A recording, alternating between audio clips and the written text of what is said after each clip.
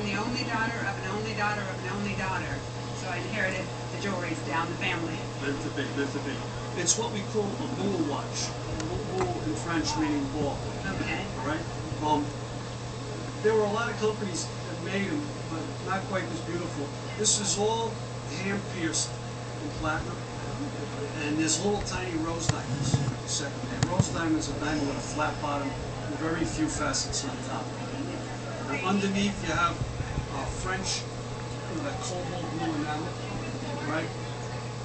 Now, do you know how to set it? No. Yeah, it's a little tricky. It's what we call a pin set.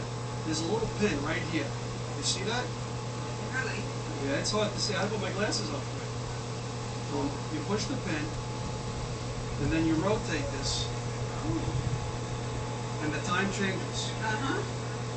Now, when you release that, now it's ready to wind. So it's like a little mystery type thing. The chain would hang off of this bell, but typically these chains were just as beautiful as the watch. Besides having links, it would have little stations of diamonds matching this, and then little stations of enamel going all the way around your neck. In the same blue color? Oh, absolutely. Okay. Yeah, so you have to really keep your eyes out for a nice chain. They are out there. All right. As it sits right here, I feel it's around $4,000 at auction. Wow. I'm speechless. Oh, my grandmother would be thrilled. I used to do a lot of garage sailing and a few estate sales, and I found it back in the 70s. It caught my eye. It was priced right. I brought it home and enjoyed it for a few years, and then it sat in a closet for about the last 15 years. I decided to take it out because the glass was so dirty that you couldn't see the painting very well. Yes. And so when I took it apart, I got a little excited because in pulling the nails out, I could see where it was a watercolor, that when the artist painted it, he didn't go all the way to the edge of the painting, and the paper had a little ripple appearance as if it had been wet and dry. Right. And I got excited. Yeah. Put it back together, hung it on the wall for a few years, and then I put it back in the closet. You know that it's by Johannes Busblom.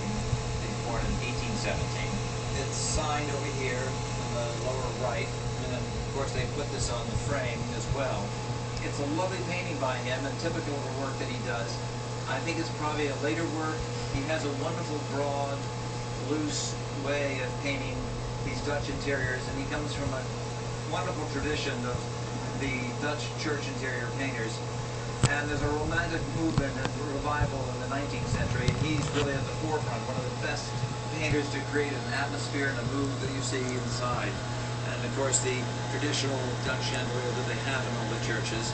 This painting was probably put in this frame in the 19th century, and I don't think it's really been out of its frame until you took it out.